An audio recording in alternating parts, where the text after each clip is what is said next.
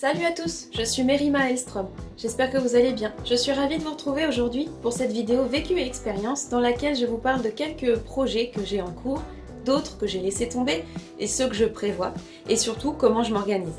C'est parti!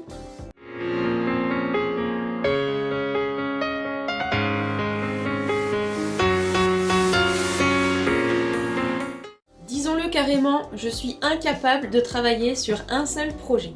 Parce que je suis submergée d'idées en tout genre, parce qu'elles sont pas forcément toutes raccord les unes avec les autres, ne concernent pas le même univers, ni la même ambiance, parce que j'ai besoin de diversifier les supports, les formes, les techniques. Alors je dis pas que c'est ce qu'il faut faire, que c'est ce que vous devriez faire, hein. Non, du tout. J'essaye de moins m'éparpiller parce que, avouons-le, à travailler sur plusieurs choses à la fois, on avance forcément moins au final. Mais j'ai arrêté de me restreindre et de lutter contre ma nature profonde. Nous verrons dans la troisième partie de cette vidéo comment je m'organise pour éviter de me perdre et parvenir à mes fins malgré tout ce bazar. Alors bien sûr, le projet principal de cette année, c'est Eretilia. J'ai déjà commencé à retravailler dessus, j'ai les grandes lignes de l'épisode 1 de la première saison pour une série littéraire. En parallèle, je continue les corrections de La Meute, roman one-shot fantastique à base de loup-garou. À côté de ça, dorment des dizaines de projets entamés, avortés, pas encore commencés, à venir, ou qui brûleront sur l'autel des projets offerts en sacrifice pour donner vie à d'autres. Bref, voici une liste non exhaustive de quelques-unes de mes idées d'histoire que j'ai dans mes tiroirs. Un homme à Kima. Loïc, capitaine de la garde d'un petit village, mari fidèle, père aimant, se retrouve esclave d'un peuple matriarcal oublié. Mine de rien, j'ai déjà un peu plus de 50 pages et tout est à revoir. Evelyne, jeune fille de 17 ans, populaire au lycée, bonne élève qui pensait tout avoir, jusqu'au jour où elle fait une mauvaise chute de cheval lors d'une compétition et se retrouve paraplégique sans espoir de remarcher un jour.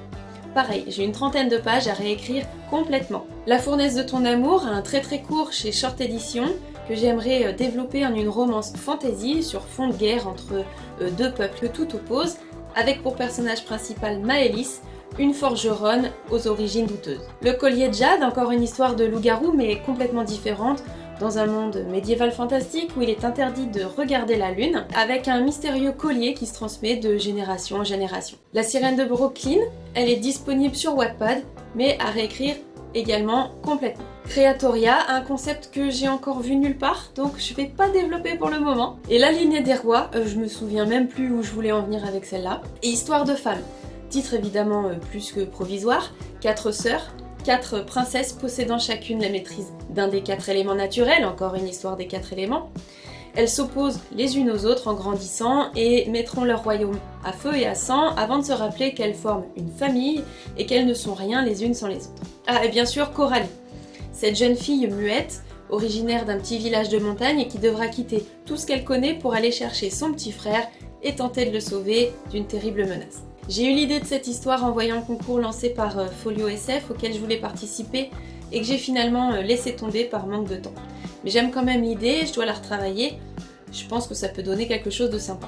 Et puis après j'ai des idées de recueil de nouvelles, dont un sur le thème du sacrifice, toutes sortes de sacrifices, avec déjà 8 ou 9 textes écrits, mais ils sont à retravailler et je voudrais arriver à 10. Je réponds aussi beaucoup aux appels à texte, bon un peu moins cette année, mais dans les 2-3 dernières années j'ai dû répondre à une bonne dizaine d'AT. Je participe également de temps en temps au concours sur Short Edition, quand le thème m'inspire, me plaît. Ça me fait une pause dans mon projet actuel, ça me change les idées et surtout ça me sort de ma zone de confort et ça je pense que c'est le plus important pour se confronter au regard des autres et progresser. Alors comment je m'organise pour arriver à bosser sur tous ces projets ? Eh bien je bosse pas sur tous en même temps, heureusement, ce serait juste impossible.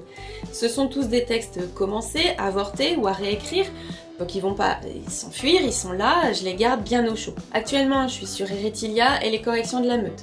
J'alterne en général une semaine sur 2. Quand j'aurai terminé La Meute, je vais essayer de me concentrer uniquement sur Eretilia, du moins tant que je ne serai pas en phase d'écriture. Quand j'aurai terminé la saison 1, que je me lancerai dans la relecture, les corrections, l'envoi au bêta lecteur, je commencerai à travailler un nouveau projet. J'hésite entre La fournaise de ton amour ou Evelyne, qui me titille depuis un moment, mais il y a aussi La sirène de Brooklyn, alors je sais pas encore. J'aime bien changer complètement de genre, de type de personnage et d'histoire, ça m'évite de m'ennuyer. Dites-moi en commentaire quel projet vous intrigue le plus, lequel vous aimeriez que je développe dans une future vidéo. Donc pour résumer, je prévois mon histoire et j'écris.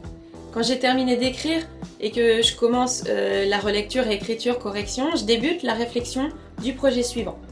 Mais je me force à pas écrire tant que le projet précédent n'est pas terminé. Avant ça, il y a encore l'envoi aux bêta-lecteurs et bêta-lectrices, attendre leur retour et leurs modifications, et les corrections éventuelles en fonction de leurs questions, leurs critiques constructives. Je continue donc la réflexion sur le projet qui va suivre, les personnages, éventuellement l'univers, les enjeux, les créatures, les grandes lignes de l'intrigue, etc. Voilà comment je procède. C'est pas forcément la meilleure méthode, sans doute pas adaptée à tout le monde de toute façon, comme on est tous différents, il y a autant de méthodes que d'écrivains. Alors trouvez la vôtre, celle qui vous convient. Dites-moi aussi en commentaire comment vous gérez vos différents projets. Est-ce que vous travaillez sur plusieurs en même temps ou les uns après les autres? J'en profite pour vous informer ou vous rappeler que ce week-end se tient un salon du livre virtuel sur Discord, le salon Virtual Livre, dont vous pouvez retrouver toutes les informations en description et sur leur page Facebook. C'est un palliatif parfait au salon du livre qui ont été annulés à cause du confinement. Vous pouvez rencontrer des illustrateurs et des auteurs de tous horizons, alors n'hésitez pas à venir y faire un tour. J'y serai samedi soir de 18h à 22h pour vous présenter ma nouvelle, Le Prix de la Liberté. Je vous recevrai sur mon stand avec plaisir pour discuter et échanger. Merci d'avoir regardé cette vidéo. Si celle-ci vous a plu, n'hésitez pas à mettre un pouce bleu, abonnez-vous et tout. Je vous retrouve la semaine prochaine pour une vidéo astuces et conseils. Bye bye!